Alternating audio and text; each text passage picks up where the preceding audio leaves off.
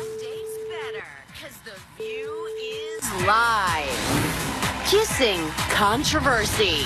Why some are outraged and others are applauding the same-sex kiss at the Macy's Thanksgiving Day Parade.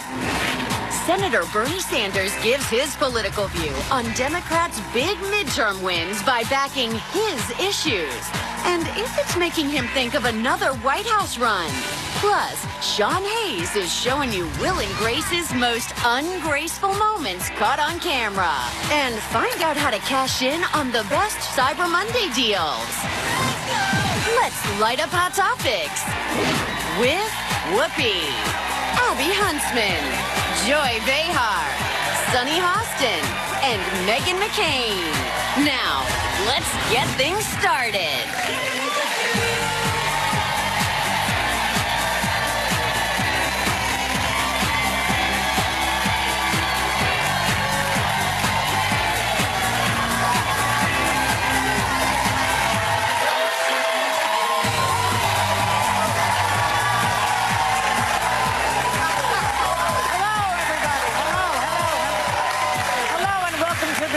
Whoopi is out today, so we are here without our Whoopi. Also, we're going to be getting into a lot of hot topics later with Bernie Sanders, like what's happening at the border right now. He knows a lot about it, I think, and we'll talk about that with him. But first, I hope that everyone had a happy Thanksgiving. Yes. Okay, good. We all needed that reset button, I think. You needed it. Donald Trump told America that he's thankful for himself. I didn't think that was true, but it really happened. He did. He said that. I'm thankful for myself, basically. Didn't he say President T?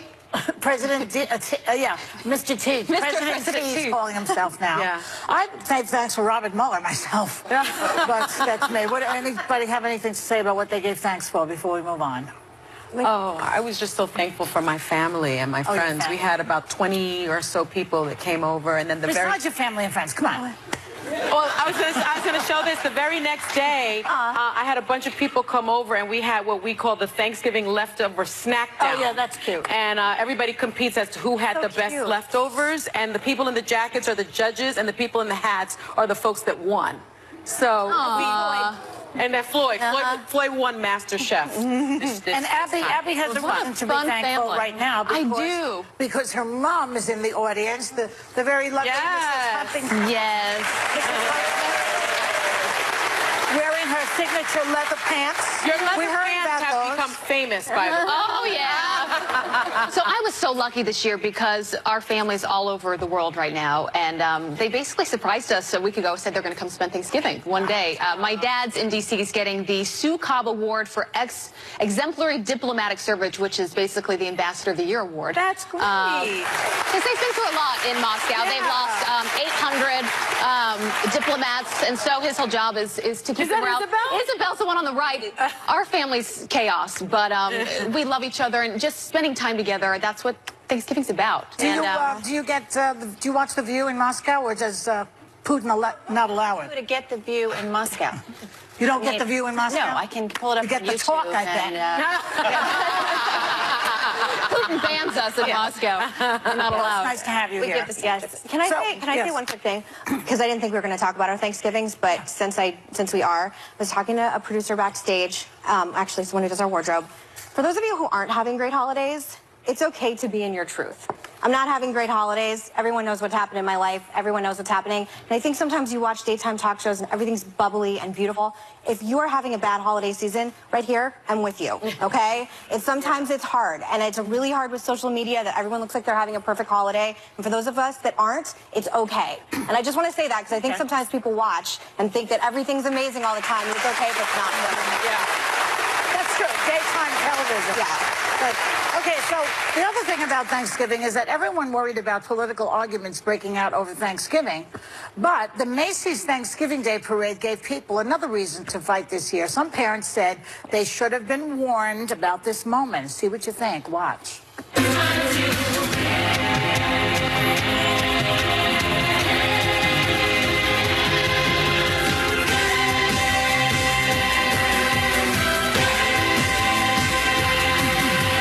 So that same-sex kiss was from the musical The Prom, And some parents weren't happy. One conservative group tweeted that, quote, millions of children had their innocence broken by it. Oh, for God's sake. Is that such a big deal, really, to have two women kissing? It's the For America group, but my favorite thing about this is you don't have any problem with anything President Trump has done in any way, so that's not a problem. But seeing the LGBT community reflected in a parade is the big problem. I used to be on the board of GLAAD. I've done a lot of LGBT advocacy work. It's important to have yourself reflected. And the group came out saying, the director of the prom said, people have been sending my responses from teens and high school students over the last 2 days, and it's been amazing. I think, wow, we've been able to make some people feel who are marginalized feel okay, and that means everything to me. Think of the young LGBT person in the middle of the country who maybe doesn't see themselves reflected all the time. I think it's really important. I applaud the prom and Macy's Day Parade for doing it. What do you think, Sonny? You know, I was surprised that the Macy's parade has been going on for 90 years, and this is actually the first time that we've seen a same-sex kiss, which sounds crazy to me. But I will say, as a parent, I'm sure there were a lot of parents that had to explain the kissing to their kids, and they may not have been prepared for that conversation. So for me, I'm thinking, I don't know that I want to see a man and a woman making out, and I've got a 4-year-old, and I've got to explain that. So I'm not sure how I come down on it. But if you don't see it at a parade, you're going to see it at an airport. You're going to see it with parents dropping their kids off at school. It's everywhere. Why is everybody making out everywhere? It's like I'm constantly like, you know. Because that's life in the big city and the country and the rural areas. It's everybody's having sex everywhere. It's legal right now. You realize how many people, right this second as we speak, millions of people are doing it. They're making out. They're making out. It's like everywhere. Well, you know, I'm raising teens, so I'm like... I love that that's where your mind goes. God, I need it. Okay, we have to go. We'll be right back with more Hot Topics. Still ahead, Mika Scarborough. She took the plunge and took Joe's name in a post-Thanksgiving wedding. Would the co-hosts lose their last name for love? After facing presidents. Okay, next. Movie stars. Oh, baby. You start rubbing it on it. Pop stars. I just found out that Lady Gaga and I have the same gynecologist. I'm just sharing. And we're there. And even doing this. It's true. It's real. It's not very pretty, but it's real. Yeah, she's seen it, been there, done that. So if you're Joy Behar, what do you do to celebrate 20 years on The View? I drink a glass of wine and take off my brassiere. What do you do? Well, Thursday, we're saying, oh, joy, with a celebration 20 years in the making. I was Barbara Walsh's favorite. Just saying. You were. Thursday on The View, only on ABC. Senator Bernie Sanders gives his political view. Will and Grace star Sean Hayes. And it's Cyber Monday steals on The View. Welcome back. So, our congratulations to Joe Scarborough and Mika Brzezinski, who tied the knot over the weekend. Look how she looks adoringly at him. And Mika said she will be taking his last name of Scarborough. Maybe she's just tired of spelling Brzezinski. There has those 2 Z's in there, like, really? Is it a dated concept to take your husband's name or not? I had mine because my original Italian-American name was too hard to pronounce. Occhiuto. O-C-C-H-I-U-T-O. Okay? That's a lot. Yeah, I understand that. They used to call it Joy Aknitz. Here is Joy Akimido, is Joy Oshinto. Sometimes Japanese people would answer because it sounds Japanese. Akiyuto. Oh. Yeah. Cute. I'm just surprised if she didn't take her first husband's name, and maybe she did privately, I'm not sure. Because traditionally, I'm Livingston. I'm known as Huntsman, but I think everyone should, it's a private thing. I think everyone should make a decision for themselves, whatever they, like my sisters kept Huntsman as their last name, but I wanted that. I wanted that for our marriage. I thought. Did mom took Huntsman too, right? She took Huntsman too, yeah. What's your maiden name, dear? Cooper. Cooper. You have a good one. I have a good one. It's so easy. Yeah, but you know what? We thought about one day, like, with kids and, like... I did it for the kids. It was very important to Manny for me to take Hostin, but I was already a fully formed human being when I married him, you know, and I had my law degrees under Cummings and everything. So I was a little concerned about it, but he felt that for the children, everyone would have the same last name, so I That's acquiesced. interesting. See, I was not a fully formed human being when I... But I kept Cummings. I wasn't. I kept Cummings as my middle name. I sort of did the Hillary Rodham Clinton thing, and that's the only, and I gave my kids my last name as their middle name as well, because I thought it was very important to keep a piece of myself, That's right? also a very, like, Latin thing, isn't it? Yeah. Why doesn't Joe Scarborough call himself Joe Brzezinski? Yeah, men never do. It's No. rare for a man No. to do that. Yeah. Does Dominique want to take McCain's Dominic. name? Dominic. It never even occurred to me to change my last name. I don't know if I'm just because I got married when I was 32 or 33. I don't remember now. 33. I don't know. How old am I? 34. Yeah, I just think I was too far along in my career and my life, and I actually don't know anyone that changed their last name. Even like my girlfriends in Phoenix who have a ton of kids and are very traditional. Same thing. She didn't want to change her name because of her dad. So I do think it's generational. Yeah. Oh, I'm sorry. I know you changed your last No, name. I didn't even know that. it is more common, though. Although I don't only have 20% of women married in recent years have kept their names. So it's There you go. only 20%. So actually, the norm is to I also think to take the husband's name. It seems even very. today. It sounds very retro to me. Do now. those people like work on television and in news and stuff though? Yeah. Because again, it's my byline, and No, my I'm a writer sisters too. don't. So Well, Harvard says the most important predictor was whether a woman made a name for herself before marriage. If she did, There you go. she kept her Well, name. by the way, to my husband's credit, he didn't care. It was not an issue. All righty. We'll be right back.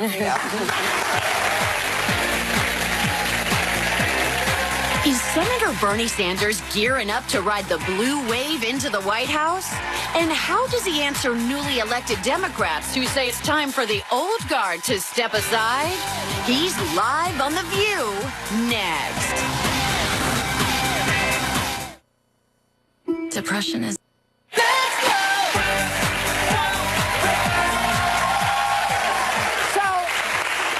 The lovely and talented Senator Bernie Sanders is here. I love him. And he scored a big victory in the midterms, and a lot of the Democrats who won ran on the issues he's been talking about for a while now. So here to tell us where we go from here, which is also happens to be the title of his new book. Welcome back, Senator Bernie Sanders.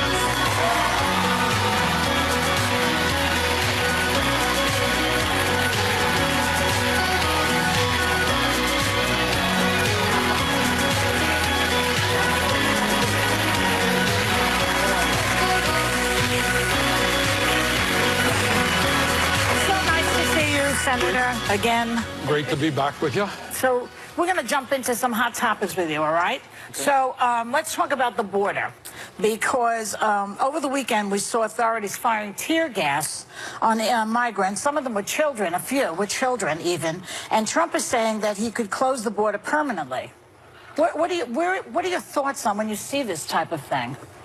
I think, Joy, for a start, we have got to understand who these people are and where they're coming from.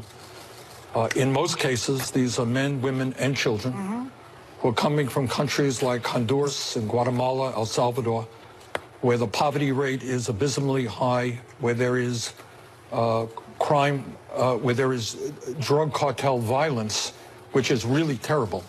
And these are desperate people who want a better life for their kids. Are they escaping violence? Yes, in many cases they are. And you have drug cartels there who are just doing terrible things. Does that mean that we can open our border to everybody? No, it doesn't. But it means that we have an asylum process that we have to respect. But most importantly, what the terrible situation at the border should remind us is that this country needs comprehensive immigration reform. This is part of that. Right. And what that means, above and beyond the borders, we have 1.8 million young people in this country who have lived virtually their entire lives here, going to school, they're working, they're in the military, who are in the DACA program, but are now frightened to death that they may be deported. Those are people who were born here. No, not born here, the dreamers. The dreamers. Came here illegally, but essentially... But before they were 12, right? Pardon me? Before they were 12. Yes, right. No other country. This is, for all intent and purposes, their country. And the American people are pretty clear that we have got to provide legal protection to these young people, and a path towards But citizenship. Senator, what about the issue of using the military at the border? I mean, my understanding is that John Kelly and Kirsten Nielsen initially argued against granting this military broad authority at the border because it was beyond the president's constitutional powers, but they acquiesced. I don't know how you get around the Constitution. I'll tell you this. I have, given the nature of this president, who I think has strong authoritarian tendencies, who seems to love people like Mr. Putin and the Crown Prince of Saudi Arabia and the leader of North Korea, I worry very much about, for the first time, using the military in that way in this country. So I think that is a very legitimate concern. But bottom line is we need serious, comprehensive immigration reform. The Senate passed a bill a few years ago. The House did not. Democrats are now taking control over the House, and I hope that we can come together on a Which good party blocks it the most? Republicans. The Republicans in the House. But there is a, I mean, not to push back, but my father and Ted Kennedy tried very hard to get it passed, and I hope it's not a pipe dream. So what do you think we can do Your to father have played, by the way, let me say to you, Megan, you know, your dad and I disagreed on almost every issue, but he and I were good friends. I know. And he and I worked together on veterans reform, veterans bill. And he's sorely missed because he was a Republican, I felt, had widespread support and did work with a whole Is there lot of any different Republican people. like John Yes. McCain? Yeah, Like there are. who? Who could you name? There are many. I mean, we passed it in the Senate. Yeah. And here's where That was the world... 2014 or 13? Right. Yeah. And here's where the world is going to be different. It's one thing not to bring forward legislation. It's another thing for Democrats to pass something decent and then Republicans in the Senate saying, oh, no, I don't want to do it. And people back home are going to say, well, you know what, you should do it. So I hope the day has changed, and I hope the Democrats, not only on immigration reform, but begin to move this country forward in guaranteeing health care to all people as a right, not a privilege. Right. I hope that we can move forward to understand that if you work 40 hours a week, you should not be living in poverty in this country, because it's going to raise... Because we have to raise the minimum wage to a living wage. And I hope, by the way, that when we deal with fair wages, that we understand that it is unacceptable that women make 80 cents on the dollar compared to men. That's true. So what do you say, to, because speaking of your party and the Democrats, they were successful taking over the House, and now they have control, and they've got a real opportunity to sort of rebuild the soul of the Democratic Party as we move into 2020. What is your advice to them as some want to focus on bringing down Trump? Is that the answer for success? No, it is not. Look, I think it is no great secret that I have very, very deep concerns about Trump. Not only because he tried to throw 32 million people off health care, your dad's vote was the difference in making sure that 32 million people, by the way, right. continue to have health insurance. Not only that at a time of massive income and wealth inequality did Trump push for $1 trillion in tax breaks for the top 1%, and then come back with attempts to cut Medicare, Medicaid, and Social Security. But I'll tell you what I disagree with Trump even more about, and that is his attempt to divide our country up based on the color of our skin, based on where we came from, based on our religion, based on our sexual orientation. You know, and it's a funny thing, you had conservative presidents like Bush. I disagree with him on almost everything, but he understood that the job of a president is in these difficult times is to bring our people together, not to get cheap votes by dividing us up. What motivates that in him, do you think? I think it's totally opportunistic politics, and he thinks if he can get one group to hate another group, he can pick up some more votes and win some states. But here's the good news, and I write about it in that book, is that despite what media thinks, we are much less divided as a people than I think others think. I think, for example, if you look at issues like raising the minimum wage, if you look at issues like guaranteeing health care to all people, if you look at issues like rebuilding our crumbling infrastructure and creating millions of good-paying jobs, if you look at issues like making public colleges and universities tuition-free and dealing with this incredible problem of student debt. You've got 40 million people in this country who are struggling with horrific levels of student debt if you deal with the issue of climate change. Oh, boy, that's a big one. It is a huge issue. You heard the reports that just came out recently. Maybe we can talk about it. We have to take a break. Let's do it. We're going to come back with more with Senator Bernie Sanders.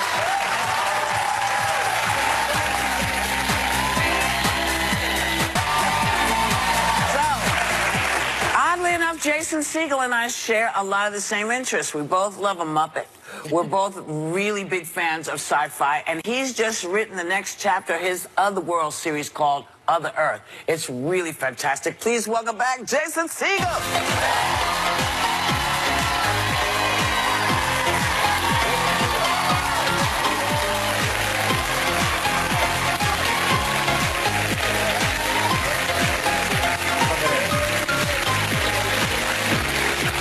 Hello, everyone. Hello, baby. Hey, this is cool. Yes, not bad at all. Yeah. Oh. Oh, yeah. Yeah. Very happy to see you. Now, you keep writing these wonderful young adult sci-fi novels. Yeah. And the last one is called Otherworld. Yeah. And the newest one is called Other. Tell everybody what this is about. Sure. Well, I became really interested in how kids were spending so much time on social media and in the virtual world and becoming increasingly disconnected. When we did Muppets together, I got to spend a lot of time with young kids. And there was something really beautiful about a kid meeting Kermit. They look right at Kermit, and they can touch him, and it is... it's real and visceral, and they're alive, and it really moved me. And then I would see kids walking down the street just staring into their iPad or their phone.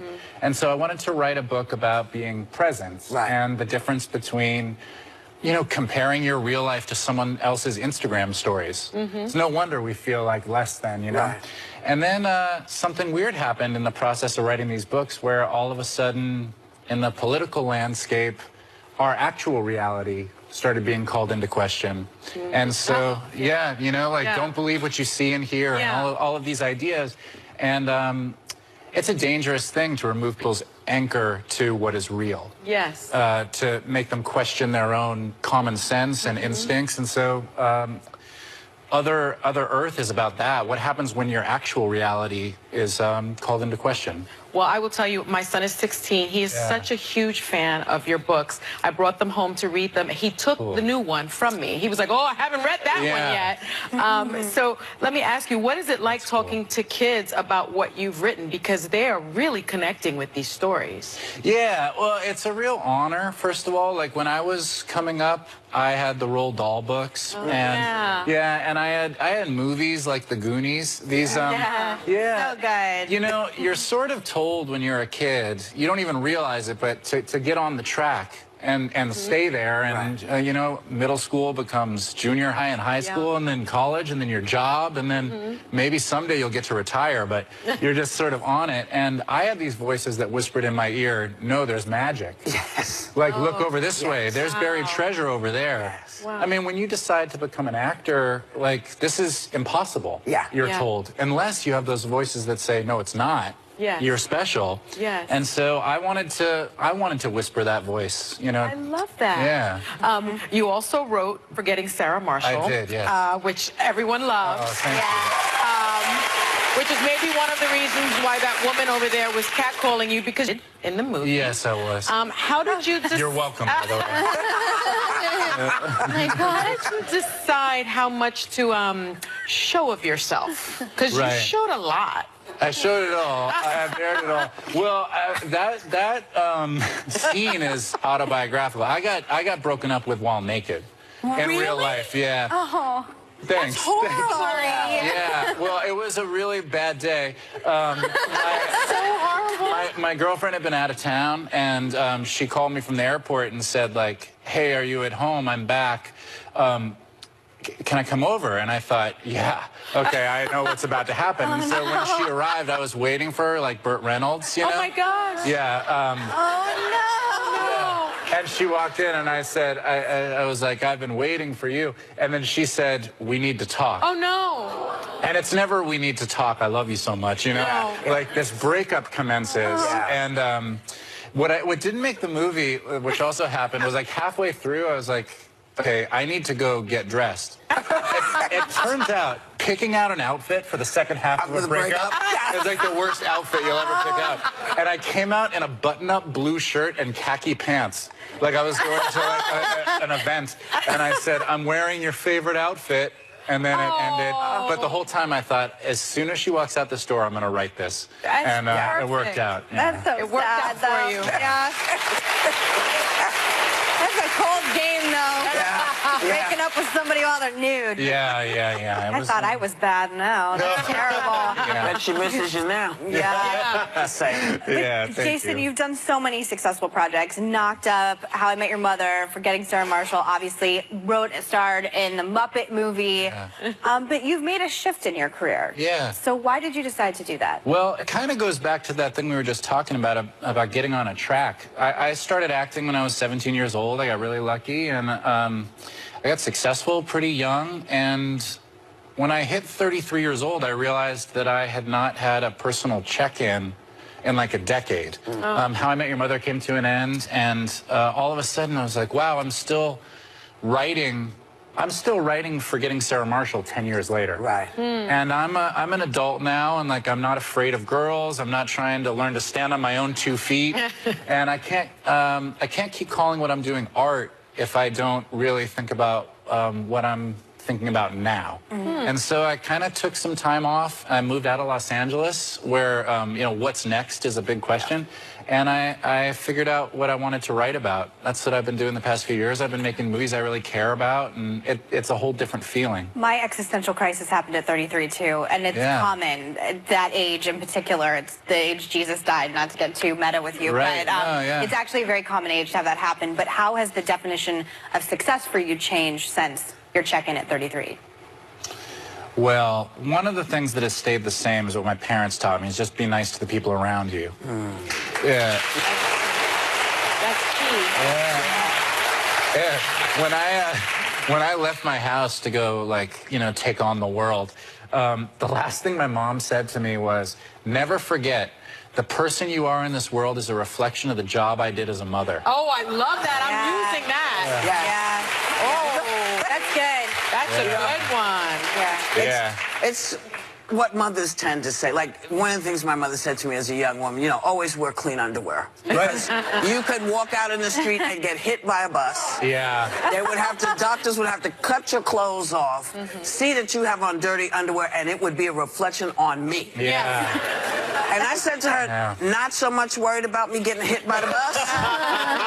It's crazy. Yeah. You have to come back anytime. I would come love back that. anytime. Yeah. Come back and co-host one day. Yeah, you got it. You know, do that. Got it. Thanks to Jason Segel. Check out Otherworld. And you know what? His newest book, Otherworld, are both available now. And you know what, y'all? You've been such good members of the studio audience. You're all going home with both copies. Okay? We'll be right back. Does Geraldo Rivera think the president's fiery rhetoric is inspiring violence in America? What does he think about Trump calling the caravan invaders? He's on The View. Next. We're capturing all of our best moments on Instagram.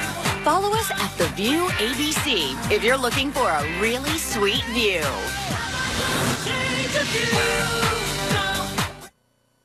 Great Christmas Life Fight premieres Monday on ABC. Hey, welcome back. So the midterms are days away, and the political rhetoric just keeps getting uglier. So we're glad Fox News correspondent Geraldo Rivera knows this table is a place where all views are heard, and he joins us in Hot Topics right now. Please welcome Geraldo Rivera. Thank you. Thank you. I feel like I'm back home. Thank you very much. I appreciate it. Thank you. Yes, it's nice to see you. Oh, I'm sorry. No. It's nice to see you, Geraldo. So we were talking about earlier, even in the commercial break, President is talking about banning birthright citizenship. He's even threatening to send 1,500 troops to the border. 15,000. 15,000. Thank you for correcting me. Do you agree with the president on this? I do not. You know, generally speaking, I try to be supportive of the president. He is my friend. He is our only president. We only get one at a time. But I think in this whole immigration issue, Megyn, that he's playing almost to a mob mentality. I think egregiously hyping the danger posed by the so-called caravan. In my reading of the 14th Amendment, and I've studied some of the case law, I am an attorney, it seems very clear that anyone born on U.S. soil is a citizen of the United States. Now, there's a phrase that says, and subject to the jurisdiction thereof. Now, the reason that phrase was inserted into the 14th Amendment was to make sure that, for instance, the children born of diplomats were not citizens of the United States, or at that time, Native Americans who had an allegiance to their tribe rather than to their country, they were excluded from the 14th Amendment. But it said nothing about whether migrants were documented or undocumented. Right. There was no immigration system in 1868 when that amendment was passed following the Civil War. So I disagree. I think if you're born here, you are a citizen here. Moreover, and more importantly, Megyn, I think we've got to lower the temperature when it comes to undocumented migrants. You know, I do a radio show, and there's no issue that generates more raw passion than immigrants. And I am sad that my friend, the president, and the Republican Party are hyping that issue in the days leading up to the midterms. They're afraid they're going to lose. That's why. That's what this is about, isn't it? Red meat to the base to get them to vote. Well, I don't doubt the sincerity, though. Really? I think that it's very difficult, Joy, to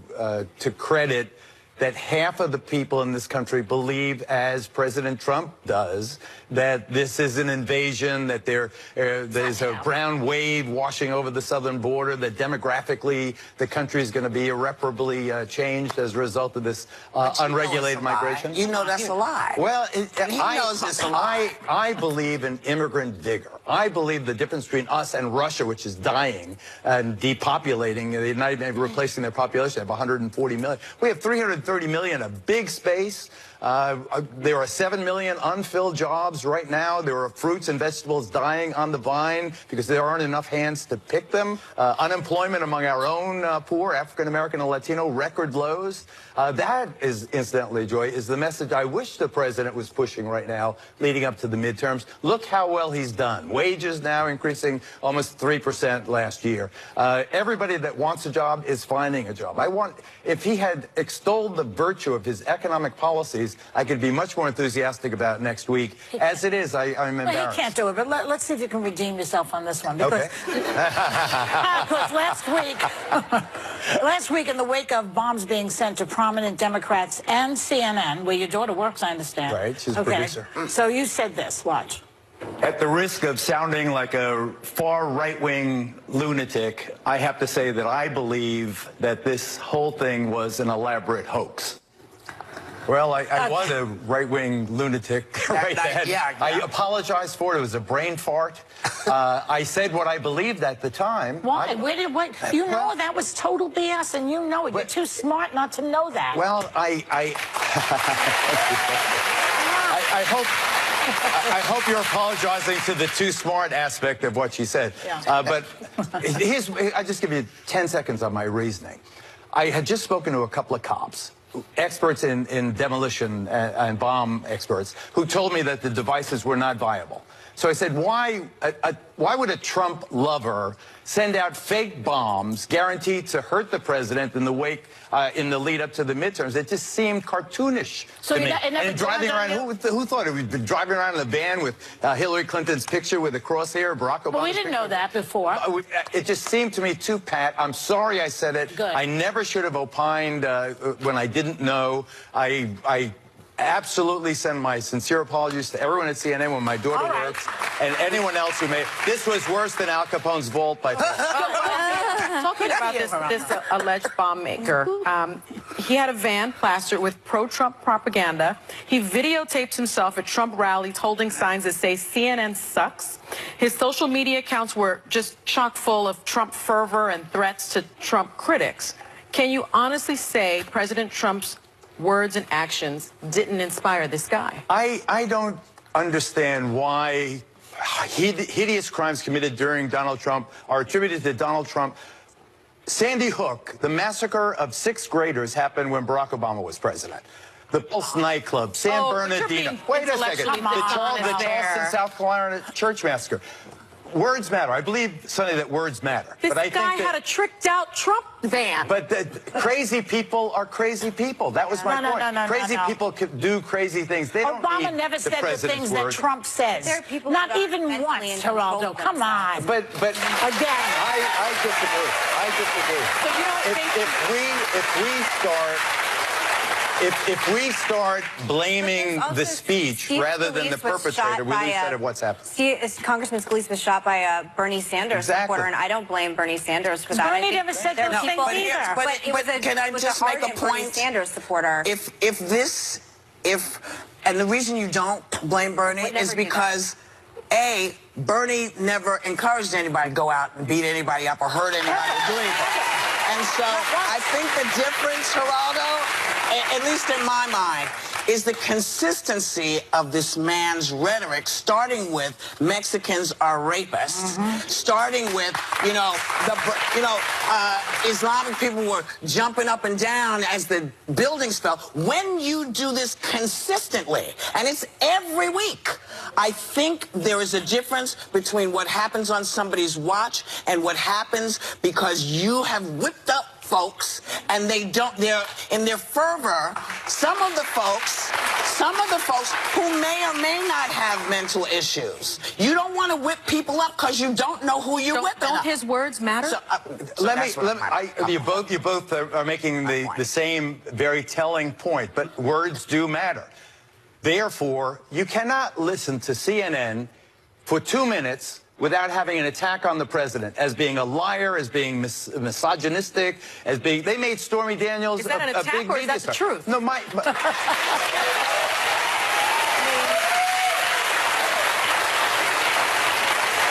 one man. Let me answer. One man's truth is another man's attack, and you pick up the Washington Post every day.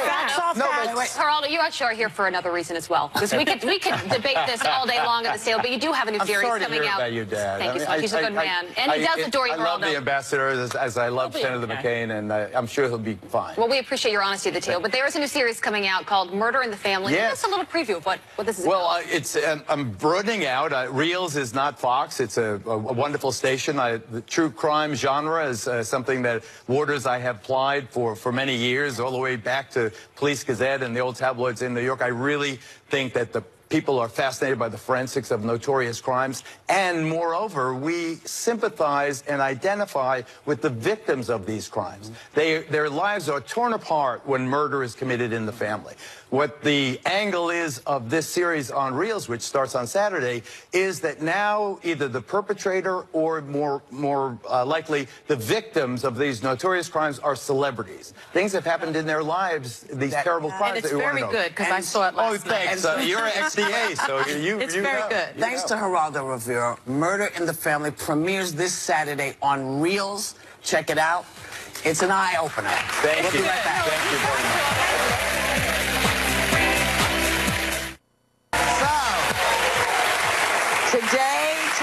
Today, we are celebrating 90 years of a true original, the one, the only Mickey Mouse. There is an incredible exhibit opening up on November 8th in New York City called Mickey, the True Original Exhibition.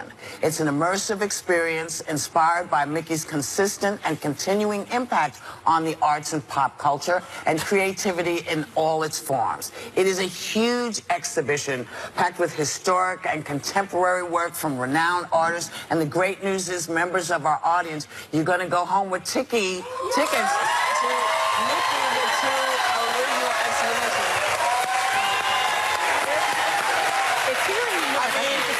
I just wish, because it's such a great thing, I just wish Mickey was here to hear how you guys responded.